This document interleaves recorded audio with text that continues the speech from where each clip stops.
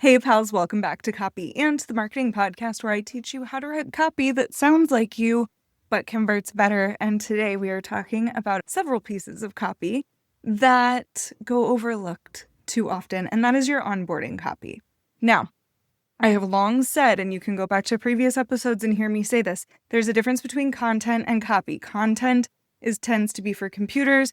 It tends to fill space. It tends to be more educational. Copy is here to convert, but they are a Venn diagram.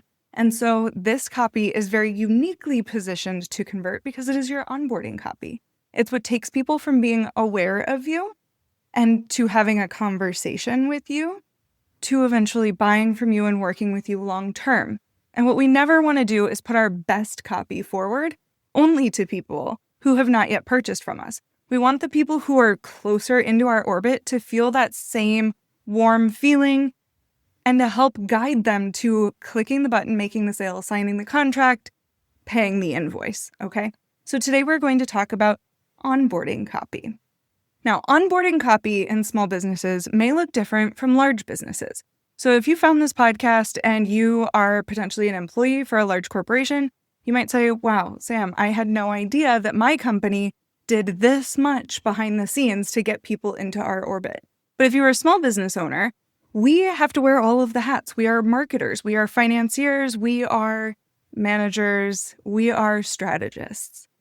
And all of that comes to play in the client acquisition process. So I'm going to make a few assumptions here. I'm going to make the assumption that the person listening to this is a service provider, that you are offering done-for-you services, and that you are selling through sales calls. The other assumption here is that you have some sort of CRM or customer relationship management system. This looks different for all of us, and it might be aspirational for you. But the two that I work with the most often with myself and my clients are a client of Dubsado, Dubsado, or HoneyBook is the other popular one in the small business space. Some people are also leveraging Notion and Google to do things like collect signatures and automate emails. But the two CRMs that I find that are most common in the small business space are Dubsado and HoneyBook. Other ones that you may be using include HubSpot is a big one, especially for companies who are over a couple $1 million. So I've worked with all of those. They all have very similar flows. People who are experts in them might say, Sam, they are not similar at all. How dare you? But again, we are basing off the assumption that you are a service-based business owner and that you're going to need these processes if you don't have them in place already. If you have them in place already, continue listening because I might have some copy ideas that help you make even more money from the systems that are supporting you. Let's go. So I'm going to break up my copy thoughts into 3 separate spaces here. The first is from when people have filled out your form, typically on your website, but before you get them on a call. The second group of copy that we're going to talk about is once you've gotten them on a call, what copy do you need? And then finally, what copy do you need in your onboarding system after they have become a client? And when I say become a client, this means that they have signed their contract and paid their first invoice or a deposit, okay? So starting at the top, people navigate to you. They find you either through your email list, through a referral, through SEO, and they landed on your website and they say, okay, this is the person that I want to work with. They go to your contact page, they fill out a form. This will likely set in motion a series of automations. At the basis, it gets them on your calendar and you both get a notification that says so-and-so is on your calendar. Great. Now, how can we make this even more of a red carpet rollout for somebody who is about to meet you? The goal here is to keep it on brand and to keep them excited to show up with you, to show up to a conversation with you. So the first piece of copy that you're going to want to send is a call confirmation. Typically, this is going to be automated by either Dubsado or if you have a third-party scheduling system, it will come from them. Some of them are customizable, some of them are not. However, if they are customizable, this is an opportunity to keep people clicking and keep them in your world. So this call confirmation will not only tell them, hey, great, you're on the calendar, it will also give them a link to add it to their calendar. This is imperative for your show-up rates that the email that they receive gives them the opportunity to add it to their calendar, not just says, hey, you're on, I'll see you soon, but there's a link to get it added.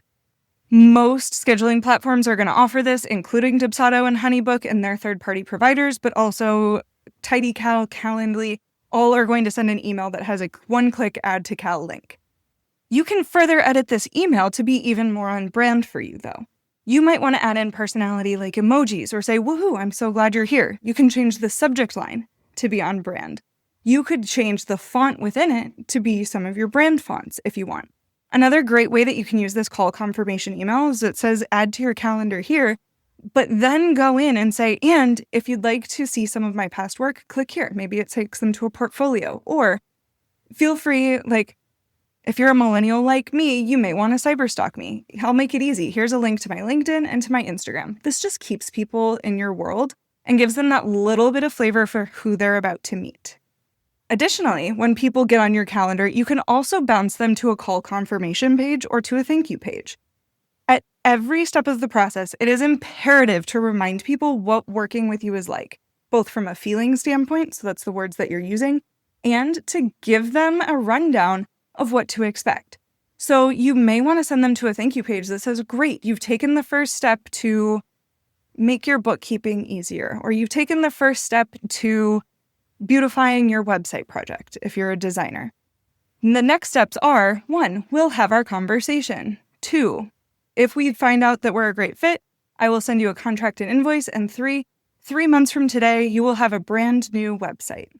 So keep them abreast of what is happening throughout the process, especially if you have the opportunity to leverage a thank you page. Depending on how far out people book with you, you could have a few show up emails as well.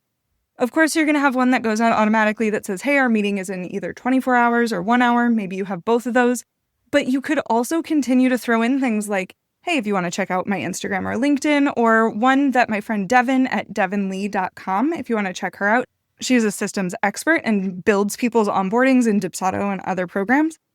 Something she recommended was to have hey, I'm so excited to talk to you. While you're waiting, here's a list of some of my favorite resources for blank. And it sends people out to podcasts that she's been on and some of the softwares that she uses or that she's an expert in. Use these show up emails or these reminder emails to further demonstrate your expertise. Typically, these emails are going to be just a few sentences long, but ultimately, between when people fill out your form and they get on the calendar, you're going to have the opportunity to send a couple of emails and potentially add a thank you page that helps you start to develop that relationship, and it's all going to be automated. The next step to onboarding somebody is to actually get on a call with them. Then you've got copy that comes to them after you've had this call. So assuming that people do want to work with you and that we're continuing to onboard, because you probably won't talk to them again if the call doesn't go well, you're going to need emails to them and you're going to need proposals to them. So again, reiterating what Devin, our systems expert, says, is that you need to make sure that people know exactly where they are in the process every time you reach out to them.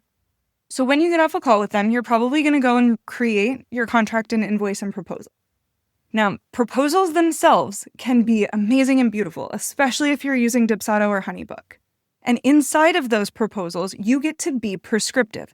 So this is an opportunity to take what would be content, or it could be very legalese, and add some copy into it. Within proposals, you can typically add add-on services that are recommendations. And I'll give you a very specific example here. I am eloping this year, and in my elopement planner's package, in her proposal, she had add-ons at the bottom. So it wasn't just, here's my basic services. She gave me examples of other people that she could hire or other services that we could add on to our wedding weekend. I at no point felt like they were coming out of the blue or that she was trying to sell me something. They felt like additional services that I would want. So think about using your proposal as a place to position a broader scope where you could end up selling more to your clients. And also think of your proposals as somewhere where you can be super on brand when working with them.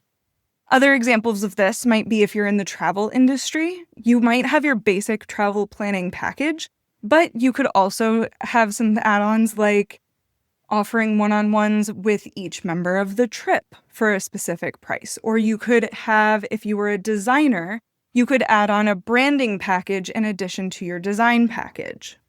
So proposals are simply an opportunity for people to understand what the full scope of working with you is, and you can position additional products here and be super on brand and fun and add photos and imagery and design them so that people are still getting that feel for who you are in the process. So again, after your call, you have the two opportunities, sending emails and also beautiful proposals with opportunities to sell in them. What do you need in the emails? First, you need to, again, be hand-holding people through the entire process. So you need to tell people what to do next. I always recommend doing this in the form of a checklist rather than plain text paragraphs. The reason why is people need to know with a heading, here's what I expect from you. 1, fill out the contract. Sign the contract by X date. 2, put your deposit down. Click here to view your invoice. And 3, any other homework that you might have for them. So that's email number 1. If you don't hear from them right away, this is where you get to continue to hold people's hands. So you may want to send an email that says something like, hey, I sent over the contract and invoice yesterday. Let me know if you haven't received it and I can resend. As a reminder, we cannot guarantee your spot in my schedule until the proposal is accepted and we have a deposit. So you can start to put these very supportive emails in place where you get to remind them that you're available. Also, if a couple of these emails come around and they haven't responded, it might be a good opportunity to reach out from your personal email rather than from your third-party CRM like Honeybook or Dubsado or HubSpot, just to make sure that they're getting them, because sometimes these things go to spam. Or depending on your relationship, reach out to them on social media. So that's the second group of copy, is the copy that happens after you've gotten them on a call and they've agreed to a project, but before they become a client.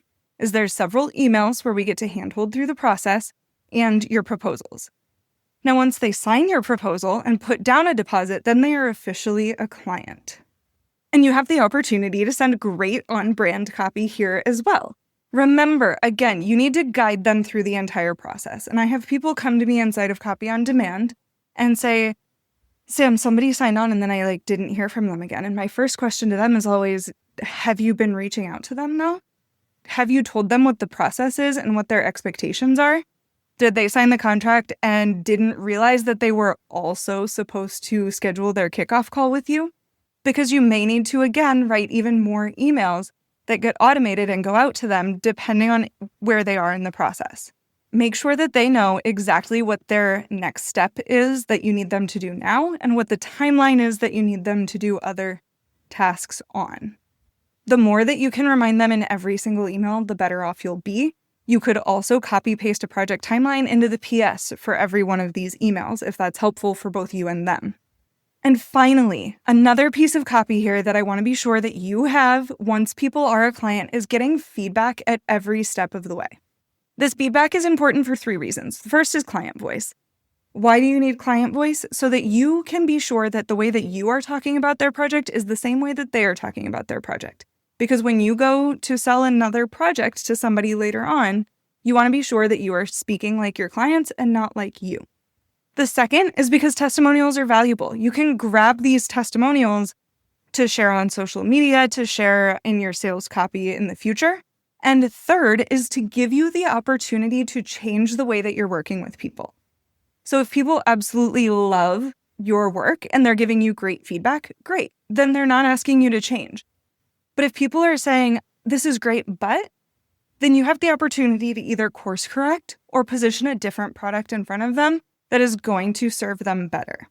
So I want you to think of asking for testimonials as an open conversation, but also potentially one of your biggest opportunities to upsell in the future. There's a couple of pieces of technology that I want to talk about here. The first is Senja. I believe it's spelled Senja. And this was recommended by my friend, Devin Lee, who is a systems expert. What she has people do in her feedback is every so often people get a check-in email. And this is important for her because her projects tend to be multiple months long. I'm not sure how often she sends them, but let's say that she sends them every 2 weeks. Every couple of Fridays, somebody's getting an email that says, hey, are you happy with how we are working together? And it rates it on a scale of 1 to 5. She is able to use Senja to, if they say 4 or 5, say, thanks. If you'd like to leave me a compliment, do so here. If it is a 1 to a 3, she has it prompt something that says, oh no, what can I be doing better? And it sends her an email right away. So she knows that there's something that she needs to do to course correct and she can better deliver on her work. The other piece of software that you could use here is Block Builder. This is something that's new to me. It's less dynamic, but it's also a one-time pay offer. I believe I paid $150 for it up front. And what Block Builder is there's a lot of uses for it, but I can embed a block into an email where people can click on it and I can say something like, "Are you enjoying how our project is going right now? Please let me know if there's anywhere that I need to course correct." And it embeds it right into an email. And they can leave me that feedback right there, and it automatically sends me an email and lets me know that somebody has left me feedback. So either Senja or Block Builder could be great ways to ask for feedback and get more in client voice. There's a lot of copy that goes into literally every part of running a business, including into your onboarding sequence. And it's somewhere that kind of goes forgotten because most of our CRMs and our calendar platforms and other softwares send automatic emails, and oftentimes that is enough. But as you up-level your business, it's important to continue to be as on-brand as possible and to create a spider web. Give people lots of things to click on and lots of ways to stay in your world. The more connected they are to you, the more connected they will feel to you. And the more connected they feel to you, the more likely they are to recommend you, to buy from you, and to keep you top of mind. So hopefully that gives you some great ideas for copy that you can use in your onboarding sequence if you aren't already. And if I forgot anything, reach out and let me know. Shoot me a message on Instagram. I'm at nomad.copy. And if you need a systems expert in your corner, I highly recommend Devin Lee. She's at devinlee.com. And of course, if you need a copywriter in your corner, reach out to me. I am at nomadcopyagency.com. Have a great week, and I'll talk to you soon.